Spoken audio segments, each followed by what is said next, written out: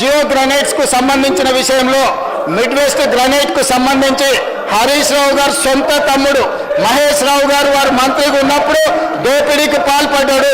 దీనికి సంబంధించి అదేవిధంగా ఈరోజు వాళ్ళు ఏదైతే ఆరోపణ చేస్తుందో, ఏదైతే ఈరోజు రాఘవ కన్స్ట్రక్షన్ సంబంధించినో వీటన్నిటి మీద రాష్ట్ర ప్రభుత్వం తరఫున సిబిసిఐడి విచారణకు నేను ఆదేశిస్తున్న అధ్యక్ష. అందరి నిగ్గు తేలుస్తా. కొల్లగొట్టింది మీరు. 5 ఏళ్ళు హరీష్ రావు గారు, 5 ఏళ్ళు కేటీఆర్ గారు ఈ శాఖ నిర్వహించి వేల కోట్ల రూపాయలు కొల్లగొట్టి ఈరోజు ఇసుక మాఫియాను నడిపి ఇప్పుడు మాట్లాడుతున్న శాసనసభ్యులు ఇసుక మాఫియాలో ఇసుక దోపిడీలో భాగస్వాములు. ఈరోజు ఇసుకకు సంబంధించి మేము పెంచిన ఆదాయం ఈ కళ్ళ ముందు ఉంది అధ్యక్ష. ఈరోజు మేము పెంచిన ఆదాయంతో రాష్ట్రానికి పెరిగిన ఆదాయం టోటల్గా నేను ఇప్పుడు చెప్తాను అధ్యక్ష.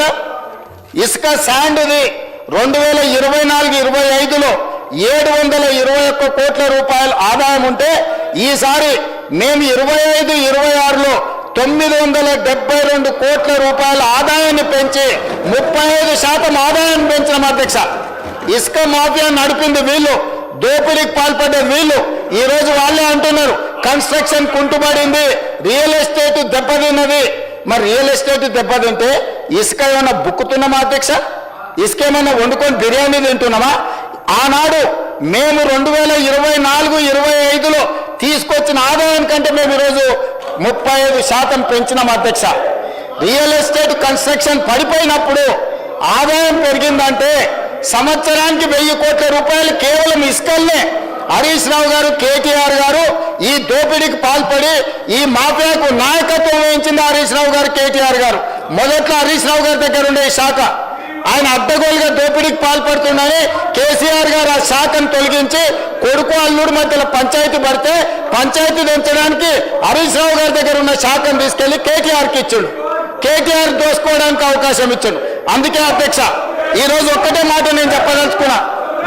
జూన్ 2, 2014 నుంచి ఈ రోజు వరకు ఇచ్చిన మైనింగ్ లీజుల మీద జరిగిన అక్రమాల మీద ప్రధానంగా ఇప్పుడు ఏవైతే సంస్థల గురించి, ఏదైతే అక్రమ మైనింగ్ల గురించి ఏదైతే నేను ప్రస్తావించను దీనికి సంబంధించి పూర్తి స్థాయిలో మన సిబిసిఐడి విచారణ చేసి ఇదే సభ వచ్చే సమావేశాలలో నివేదిక మొత్తం ఈ సభలో ప్రవేశపెడతాం అధ్యక్ష.